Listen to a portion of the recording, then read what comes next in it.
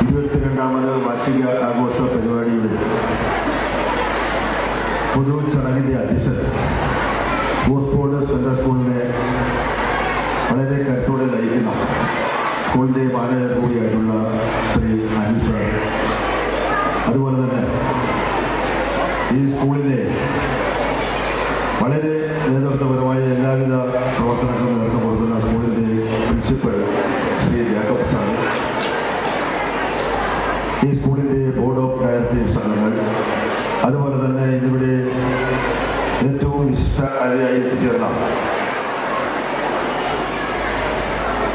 ദേശീയ സ്കൂൾ അധ്യാപക അവാർഡ് കൂടി ജേതാവായിട്ടുള്ള ശ്രീ സുരേഷ് കുമാർ സാർ, അതുപോലെ തന്നെ സിനി ആർട്ടിസ്റ്റ് അനീഷ്, ബഹുമാനിയായിട്ടുള്ള ഗ്രാമപഞ്ചായത്തിൻ്റെ പ്രസിഡന്റ് ശ്രീമതി രവിയമ്മ,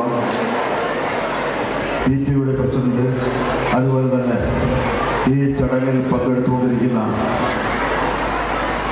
നമ്മുടെ കുട്ടികളുടെ രക്ഷിതാക്കൾ, കുട്ടികൾ, അതുപോലെ തന്നെ മാധ്യമ ദൃശ്യ പ്രവർത്തകർ, ആമുഖമായി ഒരുപാട് പ്രശ്നത്തിൽ കടന്നിരുന്ന കുട്ടികളൊക്കെ അവർക്കുടെ ആദരവൊക്കെ ഏറ്റുവാങ്ങുന്നതിന് വേണ്ടി കാത്തിരിക്കുന്നതുകൊണ്ട് ഒരു സംസാരത്തിലേക്ക് കടക്കുന്നത്. തീർച്ചയായിട്ടും ഇവിടെ നമ്മുടെ ദേശീയ അധ്യാപക അവാർഡ് ജേതാവായിട്ടുള്ള സുരേഷ് സാറും സിനി ആർട്ടിസ്റ്റും ഒക്കെ വിദ്യാഭ്യാസ മേഖലയും പൊതുവായ വിഷയങ്ങളും ഒക്കെ നല്ലതുപോലെ പിന്തുണച്ചു. സ്കൂളുമായി ബന്ധപ്പെട്ട കഴിഞ്ഞ ഒരു വർഷക്കാലത്തെ പ്രവർത്തന റിപ്പോർട്ട് നല്ലതുപോലെ നമുക്ക് കണ്ട് മനസ്സിലാക്കാൻ കഴിയും.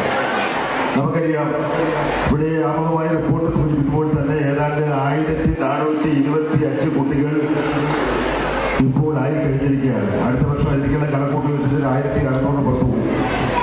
തീർച്ചയായും കഴിഞ്ഞ വർഷകാലങ്ങളിലൊക്കെ തന്നെ ഇത്തരത്തിലുള്ള ആനുവൽ ഡേയിൽ പങ്കെടുത്തുകൊണ്ട് സംസാരിക്കുന്നതിനേക്കാൾ ഓരോ വർഷവും കുട്ടികളുടെ എണ്ണം അനുദിനം വർദ്ധിക്കുന്നതിൻ്റെ ആ സാധ്യതയെ സംബന്ധിച്ച് നമ്മളൊന്ന് മനസ്സിലാക്കണം.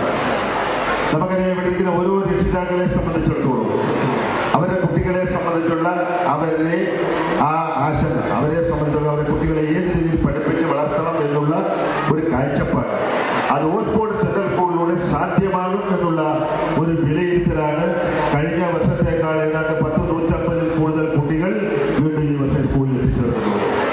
ഒരുപക്ഷെ ഇവിടെ എനിക്ക് മുമ്പ് സംസാരിച്ച പ്രധാനപ്പെട്ട വ്യക്തിത്വങ്ങൾ സൂചിപ്പിച്ചതുപോലെ ഈ ജില്ലയിലെ ഏറ്റവും പ്രധാനപ്പെട്ട ഒരു സ്കൂളായി ഓസ്ഫോർഡ് സെൻട്രൽ സ്കൂളിന് മാറാൻ കഴിയുമെന്ന് തർക്കവും വേണ്ട കാര്യത്തിൽ സംസ്ഥാനത്തെ പട്ടികയിൽ ഉൾപ്പെട്ട പ്രധാനപ്പെട്ട സ്കൂളായി ഓസ്ഫോർഡ് മാറിക്കഴിഞ്ഞു.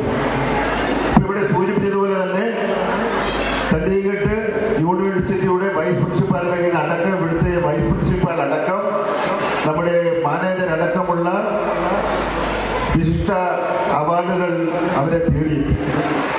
അതുപോലെ തന്നെ ഈ സ്കൂളുമായി ബന്ധപ്പെട്ട് വിദ്യാഭ്യാസ മേഖലയിൽ മാത്രമല്ല, ഇവിടെ സൂചിപ്പിക്കുമ്പോൾ തന്നെ മനസ്സിലായി, കായിക രംഗവും കലാരംഗവുമായി ബന്ധപ്പെട്ട നിരവധി നേട്ടങ്ങൾ കൈവരിക്കാൻ കഴിഞ്ഞ ജില്ലയിൽ